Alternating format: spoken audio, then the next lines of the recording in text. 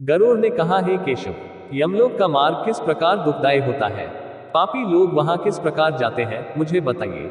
भगवान बोले, हे गरुड़, महान दुख प्रदान करने वाले यममार्ग के विषय में मैं तुमसे कहता हूँ, मेरा भक्त होने पर भी तुम उसे सुनकर कांप उठोगे।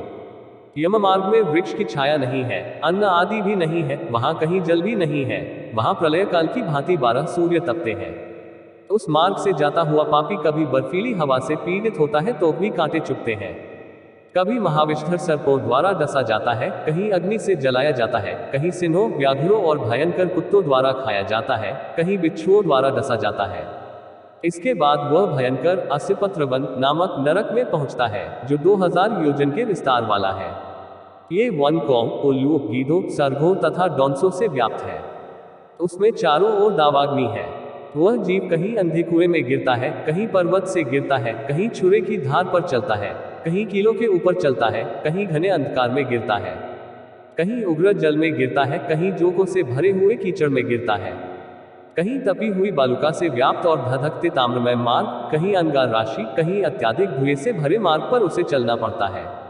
कहीं अंगार वृष्टि, कहीं बिजली गिरने, शिला वृष्टि, कहीं रक्की, कहीं शस्त्र की और कहीं गर्म जल की वृष्टि होती है, कहीं खारे कीचड़ की वृष्टि होती है, कहीं मवाद, रक्त तथा विष्ठा से भरे हुए तलाव हैं।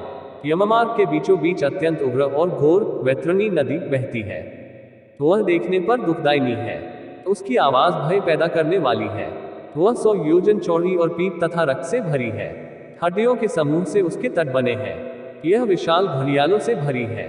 हे गरुड़, आए पापी को देखकर वह नदी ज्वाला और धूम से भरकर कड़ाह में खौलते घी की तरह हो जाती है। यह नदी सुई के समान मुख वाले भयानक कीड़ों से भरी है। वज्र के समान चोंच वाले बड़े बड़े गीध हैं। इसके प्रवाह में गिरे पापी, हे भाई, हा पुत्र, हा तात, कहते हुए विलाप करते हैं। भूख प्यास से व्याकुल हो पापी रक्त का पान करते हैं।